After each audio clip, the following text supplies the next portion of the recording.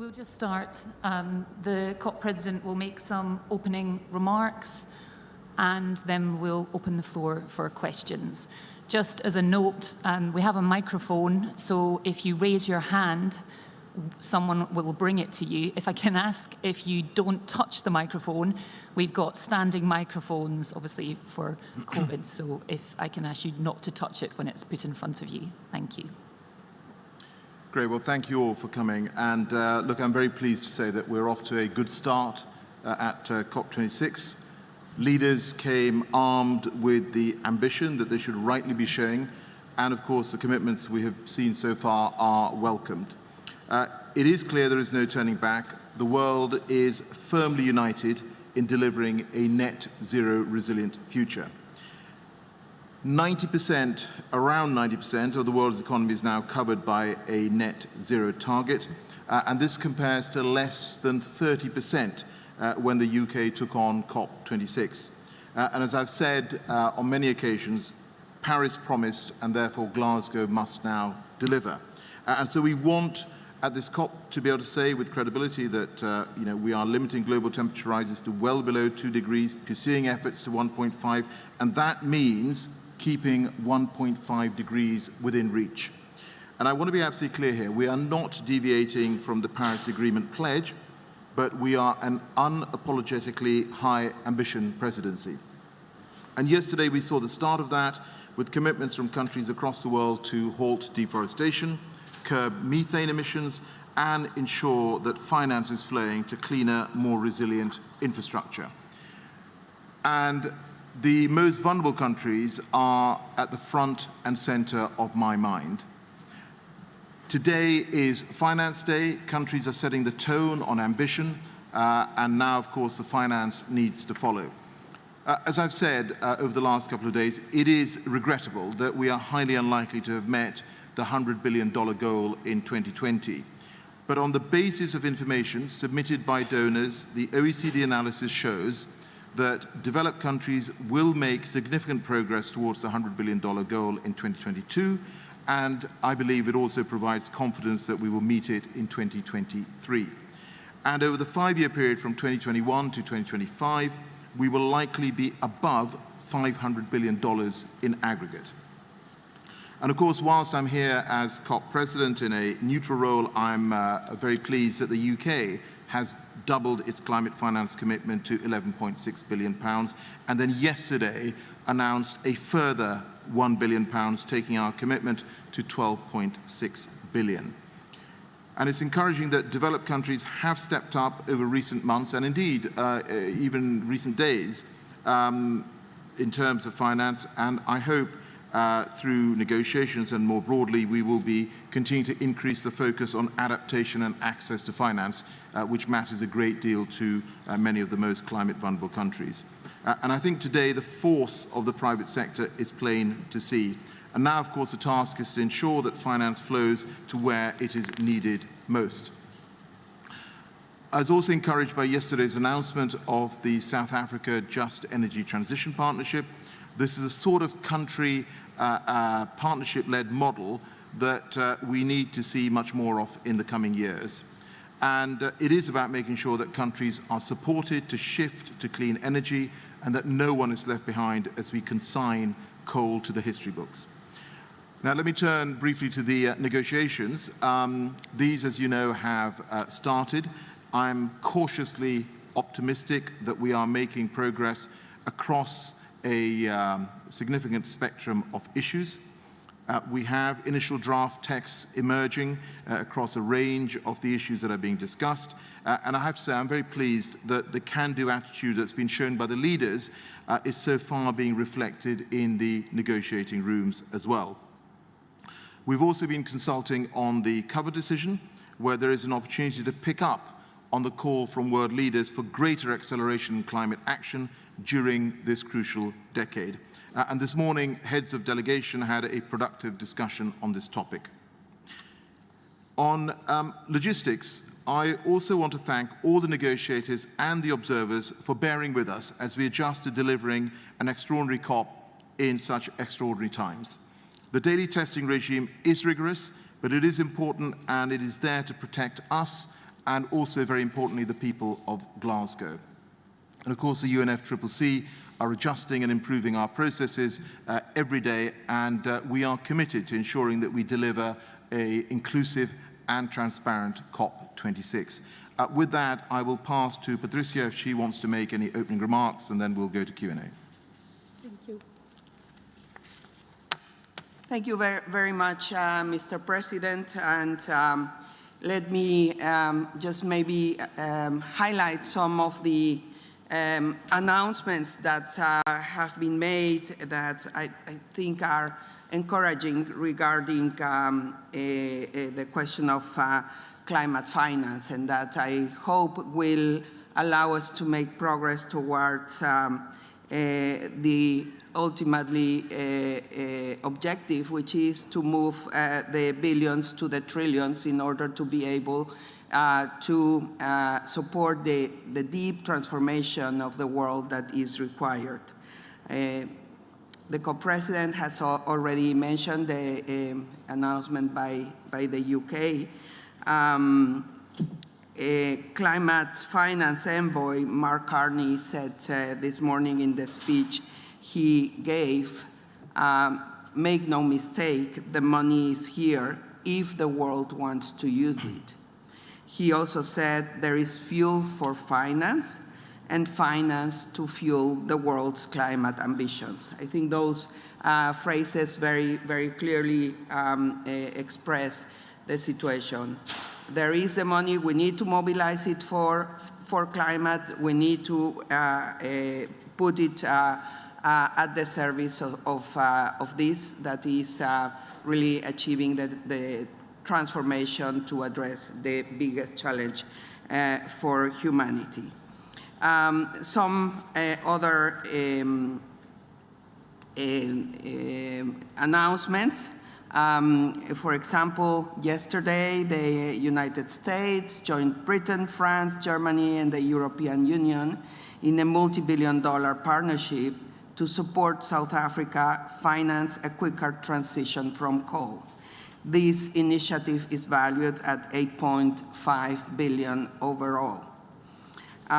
Japan and Australia have also announced commitments to double their adaptation finance, and commitments from Switzerland, the US, and Canada for the Adaptation Fund. New commitments have been made also by Spain, Ireland, Luxembourg. So I do hope that by the end of this conference we can really get to the goal of the 100 billion, not anymore in 2020 and 2021, but really hopefully in 2022. There was also a global forest finance pledge that was launched at this COP, including commitments by a group of developed countries to collectively provide 12 billion for forest-related climate finance between 2021 and 2025. Now, the important point is that all of this needs to be reflected in the outcomes from the conference. The conference needs to acknowledge, of course, these significant steps forward, but we also need to see there how we are getting to move from these announcements to the mobilization of the trillions that are required. The co-president has made a very broad presentation of the different groups that are already meeting. Let me also say on behalf of the Secretariat that we continue to work very hard, closely with our UK counterparts in order to make things, especially the access to the venue, as agile as possible. But I do want to ask you to bear with us for your understanding because of the fact that we do need to have strict controls that can allow us to take every possible measure to ensure the health and safety of all participants. Thank you, Mr. President. Can we open the floor now for questions? Gentleman on the right here first, please.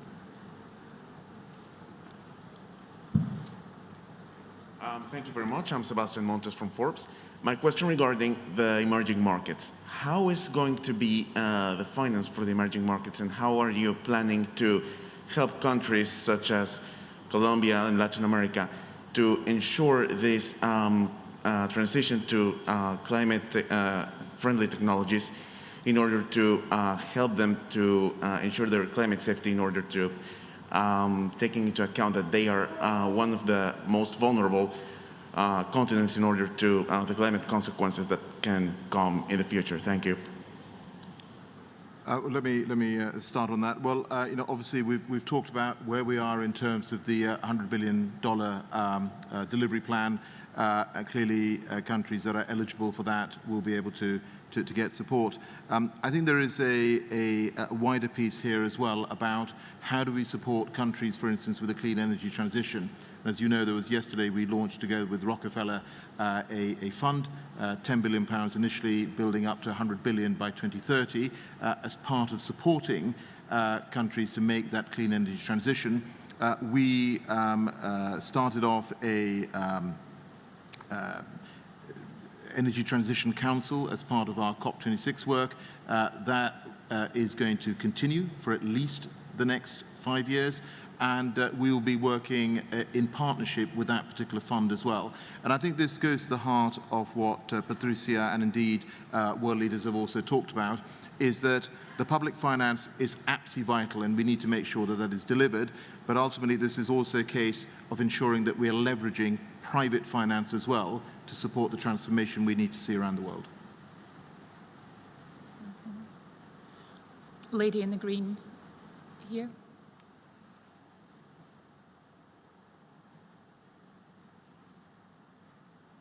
Oh, I'm too short. Hi, Lisa Friedman from the New York Times. Thanks for doing this. 2 questions, if I could. One, I know you said bear with us about the logistical issues, but I hope you could address them a little more and what's going to be different. There's a lot of anger mounting outside the blue zone, people who can't get in, many more people accredited than capacity, wheelchair access, et cetera. I just spoke to a veteran of 15 cops who said this is the worst organized he's ever seen. I hope you could speak to that. Secondly, on vulnerable countries have asked, the Vulnerable Country Forum have asked for countries to come back every year through 2025 to increase their targets to the 1.5 goal. Is that something that's under consideration in the actual negotiations? Thank you. Great. Let me take those 2, and then Patricia will want to come in perhaps on at least on the logistics one. Firstly, I think we all recognize, I think just the fact that we are sitting socially distanced, the fact that you're wearing face coverings, the fact that you're having to be daily tested, this is a unique COP in quite extraordinary times. And I can tell you that the feedback I have had personally from ministers and negotiators is that they do think that what the UK, together with the Secretariat, the UNFCCC have done is something really quite positive, that we have managed to organize this event in these COVID times. Nevertheless, of course, we regret any logistical issues that people feel are stopping them coming in a timely manner, and we are working to fix those. Clearly, on the first 2 days of COP, when the world leaders have been here, there has been particular pressure on the number of people coming to the venue. We've seen some of that today, but I hope that will settle over the next few days. But Patricia may want to talk in some detail to what we have done logistically today with the Secretariat to make it easier and quicker for people to get in. On your second point, in terms of keeping 1.5 within reach, obviously that is something that a goal that I think just about every world leader has amplified over the last couple of days, and that is going to have to be reflected in the negotiations. Now, all of this is going to have to emerge through consensus, but there is a very clear ask, I think, from world leaders that we consider this as part of any decisions that are made here at the COP. Patricia. Yes.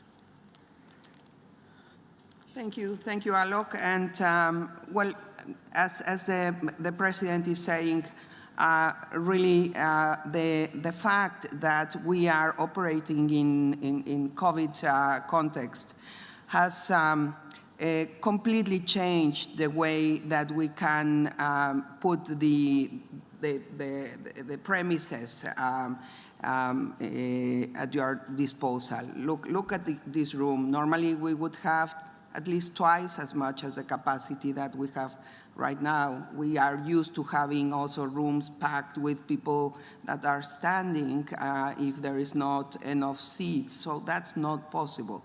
That's not possible because the responsible thing to do and what is being done in every country in the world is really to look at what are the measures that need to be taken in order to prevent.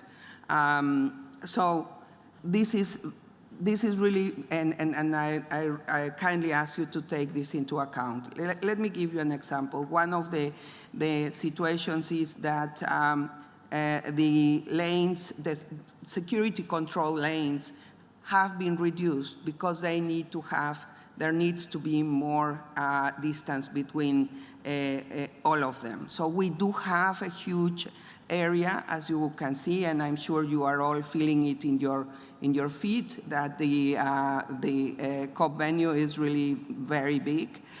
But the capacity of the different installations has been reduced. The need, of course, to control also the lateral flow test that every participant needs to take is also one more filter that we have never had before. So it's just an issue of capacity. Second, yes, I have to say, I personally am surprised at the enthusiasm and the amount of people that have come to Glasgow. And I feel this is fantastic because it shows that people are committed and interested and engaged and they want to be there, and that's very good. But it does pose a significant challenge in terms of logistics. So the wheelchair access, I really don't know exactly how that went, because let me tell you that this is an area that is very carefully planned. There are access. Probably what happened is that the person did not go to the right entrance. But I don't want to take responsibility from us away, but I do want to make the point that that aspect has been really one that we have taken care of. There have been situations of people complaining about accessibility problems, so we really took special care in that. Down the front, I've got everyone here. Lady in the red in the front.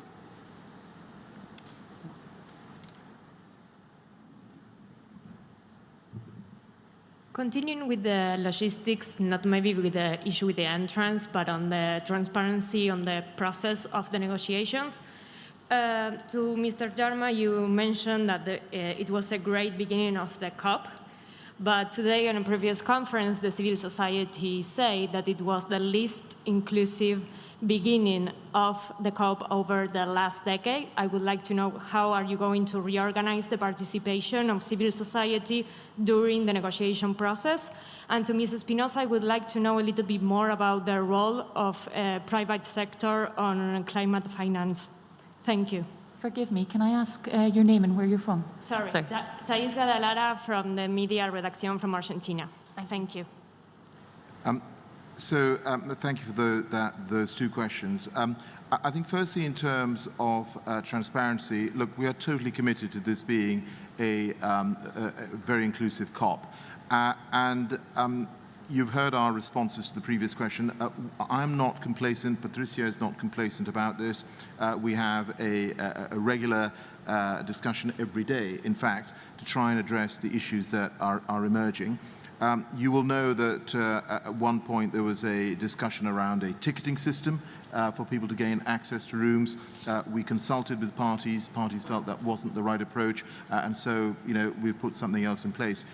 What I can say to you is that we are aware that observers have raised some of these issues, and we will ensure that access to them is available.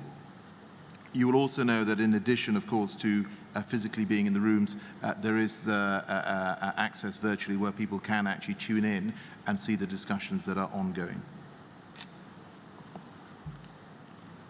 Thank you, Alok.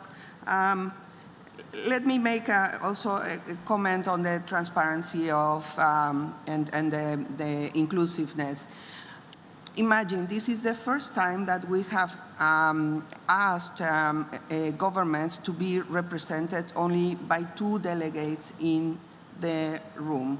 So, I mean, what I want to underline here is that the limitations of space and the limitations in the numbers of people that could access the room is for everyone. It is just a question of capacity. And so there were some spaces assigned also to the observers, the different constituencies, but yes, for sure, not enough.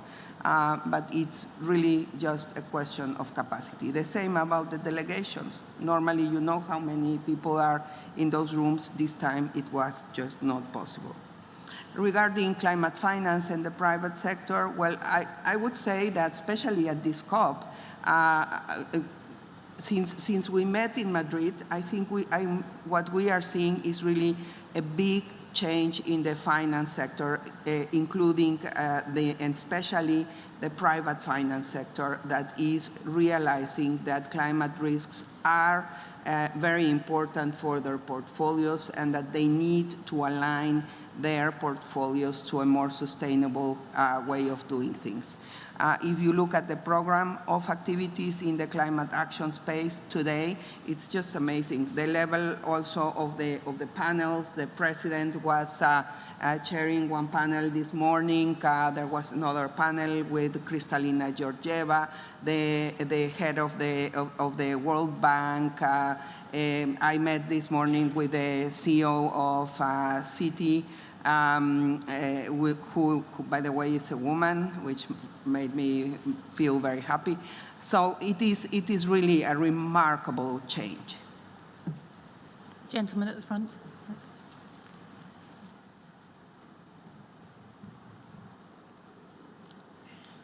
Thank you very much. It's Masato Kimura, Japanese freelance journalist based in London. My question is about coal and cash, mutual dynamics and correlations. So you mentioned about Japanese adaptation fund. So, but adaptation sometimes means just buying time. So Boris Johnson said clearly timelines, 2030 phase out for developed countries and 2040 for developing countries. And could you show us the big pictures, timeline of coal phase out and cash dynamics?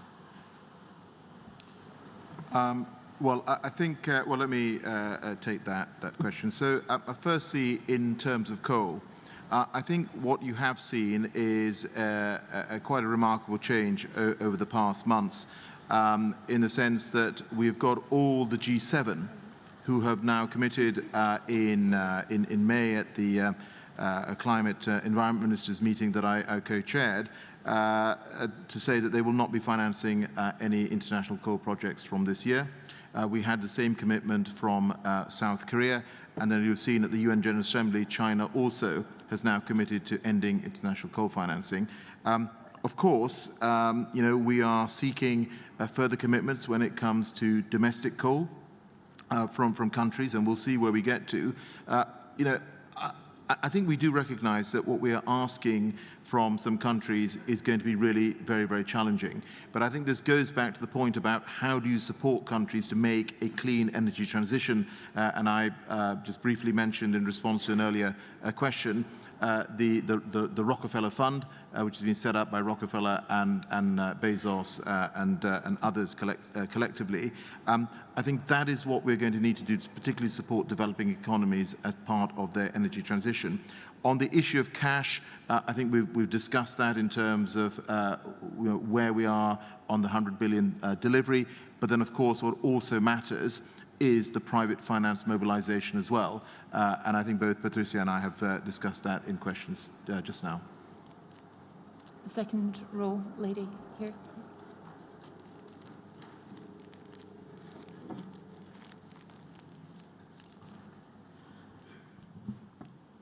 I'm Wang Qing from Jiemian News from China. 2 questions. First, can you elaborate a little bit on how you plan to work with China in terms of climate finance? And second, we all know that a few years ago, developer country made these promises of 100 billion to vulnerable countries, and we know the difficulty of implementing it, but I think all of us want to know right now in here, this time, how can we be confident that these promises made in this conference will not be another blah, blah, blah? Thank you. Thank you very much. So I think in terms of China, I was in Tianjin, as you will be aware, in September, and I had a very constructive set of discussions with Xie Zhenhua and other colleagues. I met him again when he was arrived here from China. I met him in London, and we'll have further discussions, obviously, with the Chinese delegation. Just on the specific issue of climate finance, you asked me, how can we be confident? I would certainly recommend that colleagues who have not done so to look at the detail of the delivery plan and look at the accompanying analysis from the OECD. I do think that this is the most transparent work that has been done in terms of demonstrating how that 100 billion goal will be delivered. And if I just give you the background, obviously individual countries submitted their climate finance multi-year commitments to the OECD, as did the multilateral development banks. The OECD analyzed those numbers.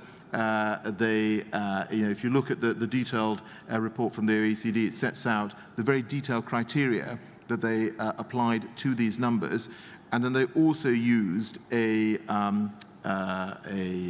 factor for how much private sector money would be mobilized from the public finance. And again, if you look at that on a historic basis, that really is pretty conservative. So I think we can say, based on the numbers, that we should have confidence that it will be delivered in 2023, and that over that 5-year period, you will get to 500 billion plus. Of course, there are further announcements that have been made over the last couple of days, and obviously, that may be something that the OECD wants to reflect on as well in terms of what that means for overall delivery of the 100 billion goal. Front row, Colin.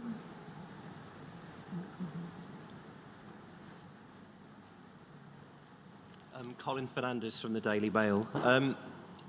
The numbers of delegates from different countries have been published today, and they show Brazil has 479 people, Turkey 376, Democratic Republic of the Congo 373, and that compares to, say, the UK with 230. I mean, are some of the delegations excessive, in your opinion, in size? Yeah. Well, I think from a UK perspective, I haven't seen those published numbers, but I think from a UK perspective, that may just refer to negotiators, not, I think, everyone who is here as part of supporting this particular event. I mean, Patricia, I don't know whether you want to comment on historically how these numbers compare with previous COPs, and perhaps when you were COP president a few years ago. Thank you. Well, the fact is that there are different practices in each government on how to accredit their delegations. In many cases, and I do know this is the case, for example, of Brazil.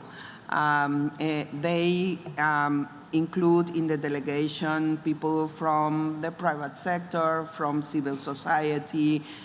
They include also members of parliament, some subnational authorities. So it depends a lot if you go through the list. If you would go through the list, you would see it is really a different groupings. Some other countries don't do that and really just include the negotiators in their delegation, and then they find a different way to be able to give access to the private sector. Members of parliament normally are included in the delegations also because it is there is not a constituency of parliaments, although there will be this Sunday a meeting of the Interparliamentary Union that will bring together legislators from all over the world. But the intention with that is, of course, to create also a lot of synergies and enthusiasm internally to transform the commitments in actions, working with all the different actors in society and politics.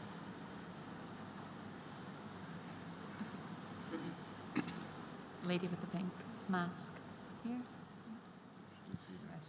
Maybe if I may, just to say, the same happens, by the way, on the side of civil society, right? We have this time, I don't have now the exact figure, but if I remember correctly, and we can check that, we have this time already over 10,000 non-party stakeholders, members of civil society accredited. And yeah, it poses a challenge, but it has also, it has a very good meaning. Oh, we have 13,000, almost 14,000 NGO, civil society representatives registered. By the way, this time, because there is a possibility also to follow remotely, some of those registered were registered, but they intended from the beginning to be following the conference remotely. So this is also something that we need to take into account. Thank you. Emily Beeman from PA. Mr.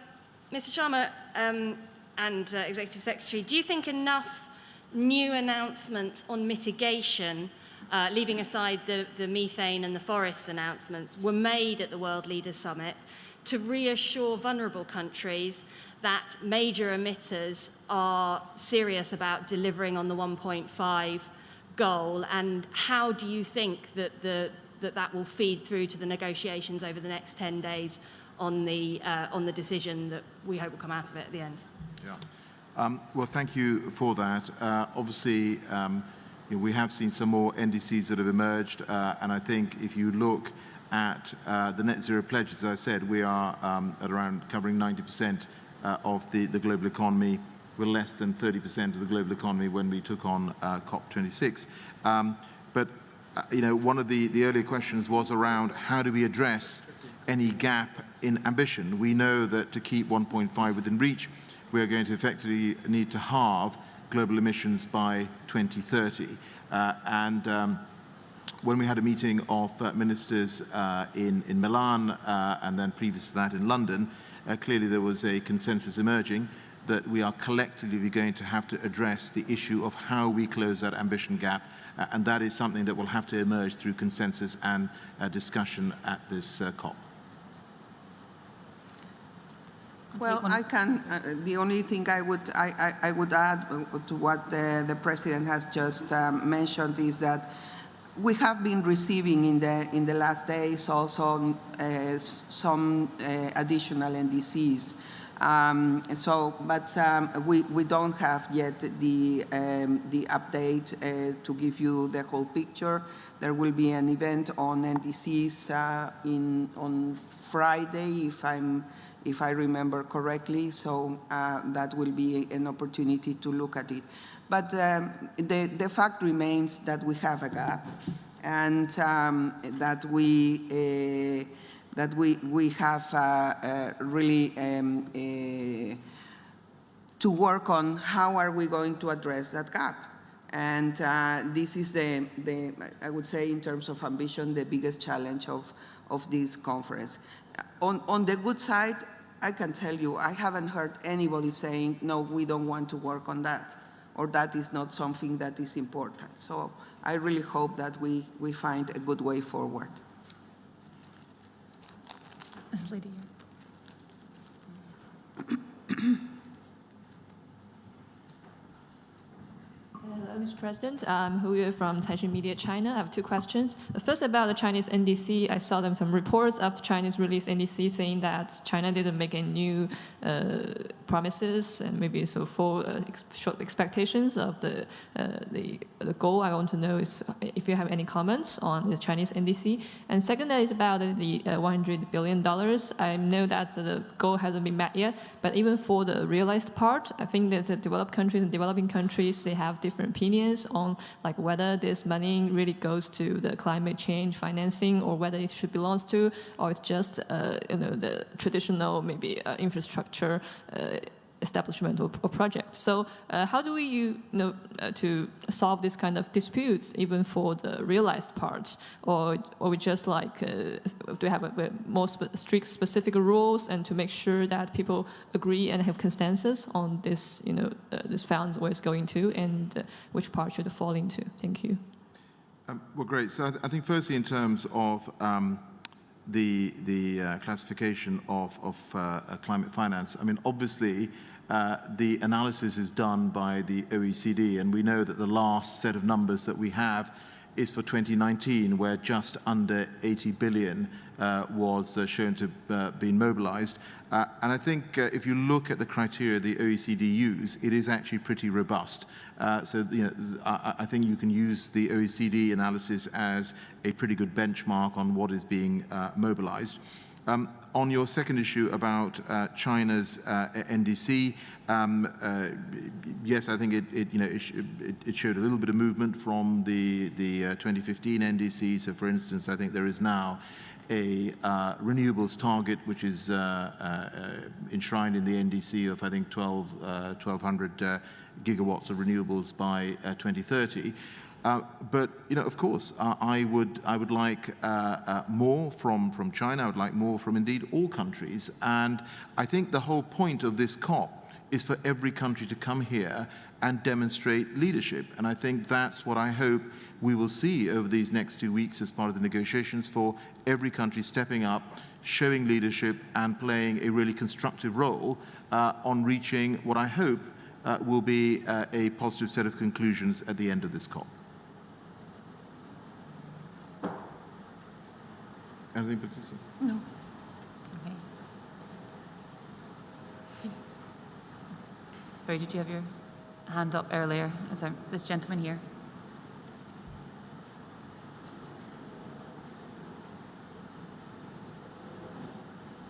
Hi, Frank Jordans from AP.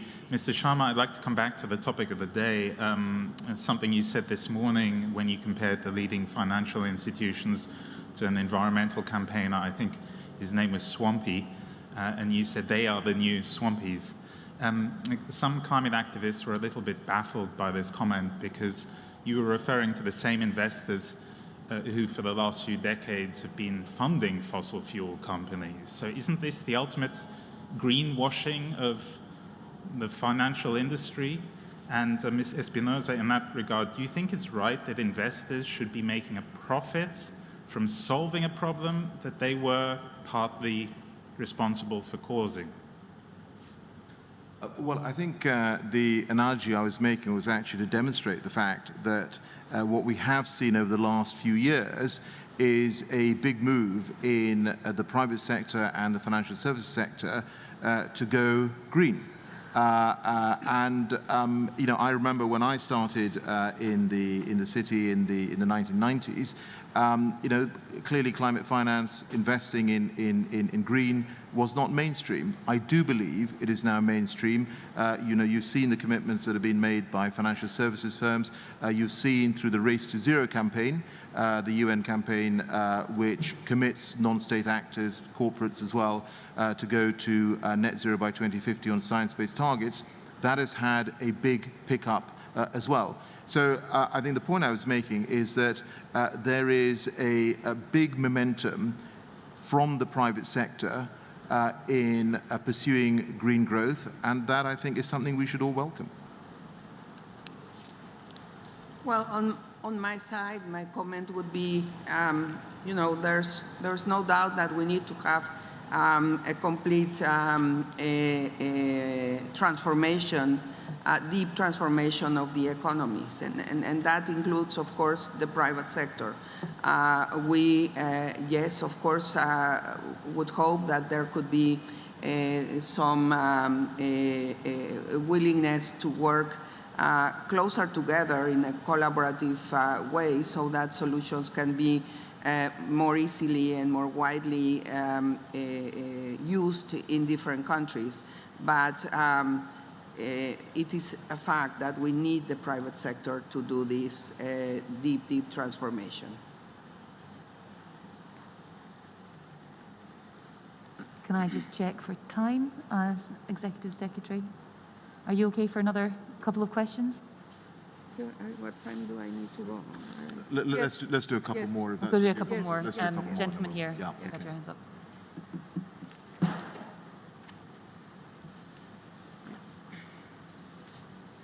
Zach Coleman with Politico. Wanted to follow up on some of the finance commitments. A lot of the voluntary frameworks that banks and financial institutions have joined are disparate in some ways in their methodologies, and there's not clear methodologies figured out for what financed emissions mean, what even offsets can be used, and when they can be used. So I'm wondering, do you believe that we have a firm understanding of what net zero means and what these banks have actually committed to? And then secondly, President Biden yesterday said that he believed that China had lost its ability to influence people here at the COP with President Xi not showing up. I'm wondering if you feel the same way.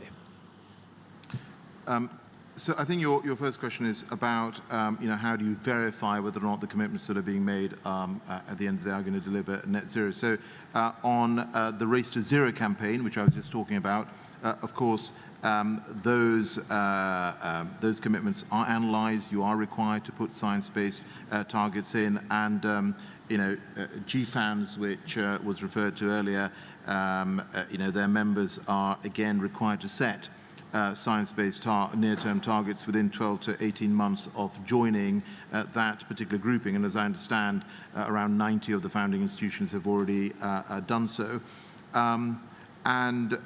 Your issue in terms of China, well, look, I mean, we are having a negotiation and a discussion here, and I think there is an opportunity for us to work together. I don't see this as us trying to be in conflict. This is about us working collectively together to ensure that we can reach agreement at this COP. And I can tell you from all the conversations I've had with governments around the world, the visits that I've done, there is a very clear recognition that, you know, climate change doesn't recognize borders, and it does transcend what I would call normal politics. And that's why we've had 120 world leaders come here. And I hope that spirit of cooperation is going to continue over those next 2 weeks. Okay.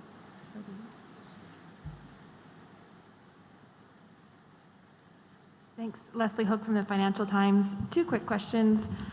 First, just a very specific one.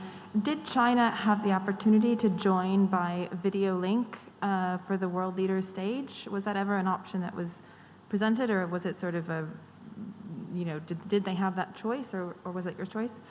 Second question, tomorrow's Energy Day, and I wonder if you could give us a bit of a preview of what's coming on coal, which of course is your favorite topic. Can you give us a sense of like what % of the world's coal fleet might be impacted by the announcements tomorrow, or some sense of the scale? Thank you. Well, finance is also one of my favorite topics, as you know. Look, I think I don't want to preempt what comes tomorrow at Energy Day. We'll have another press conference, so I'll be happy to come and answer questions on Energy Day. On the issue of countries and leaders participating, we've been very clear and consistent on this issue right from the start, which is that we've said that for participation in the World Leaders Summit, that was always going to be a physical participation. We've had 120 world leaders come. I'm very pleased that they've come, and actually some of them have made a challenging journey across from their countries because of the restrictions through COVID. Nevertheless, they made the effort to come here. What we also said is that for anyone who was not able to participate, they were able to issue written statements, which I know China did, and we're very pleased that that is now available on the UNFCCC website. Cool. Any more lady here in the green that's had her hand up back? You see? She is.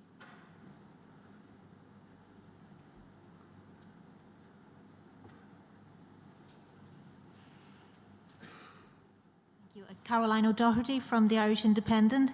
It's a transparency-related question. Can you tell us how many individuals working on or on behalf of fossil fuel companies are present at COP? And could you comment on what their role is here? I mean, I can't give you a number on the sort of breakdown of different sectors that are represented here. I don't know whether we even have that analysis. No, I'm afraid we don't have any numbers of that. I mean, if you would ask me whether any company is somehow registered, that I can tell you this is not the case. But I could not give you. We'll try to see if we can have information on that. I mean, I'll just say to you that if you look over this 2-week period, we have theme days, and you can see the events. It's pretty transparent in terms of the events that are taking place, who is involved over this 2-week period, and you can make your own judgment and analysis on that. Yeah, Carolyn, we can take that back via the press office and get back to you with some more details. The gentleman next to you in the white shirt. And then after that, that'll be the last question. Thank you. Hi, Josh Gabbatis from Carbon Brief. As the negotiations move on to the post-2025 goal, what kind of outcomes would you like to see from those negotiations, and how can developing countries be reassured after the failure of the 100 billion target? Yes, I think you'll forgive me if I don't get into the details of negotiations which are starting. There may well be a point over the next couple of weeks where I'll be able to say a little bit more about that, but you'll appreciate we are literally at the start of all of these discussions. All I can say to you is that overall, I have been encouraged by the way that negotiations overall have started. I think there is a spirit of cooperation in this. And of course, in terms of a post-2025 goal, what we're doing here in Glasgow is a start of those discussions. The conclusion of those discussions is going to take place at future COPs. Thanks, everyone, for joining us. Thank you.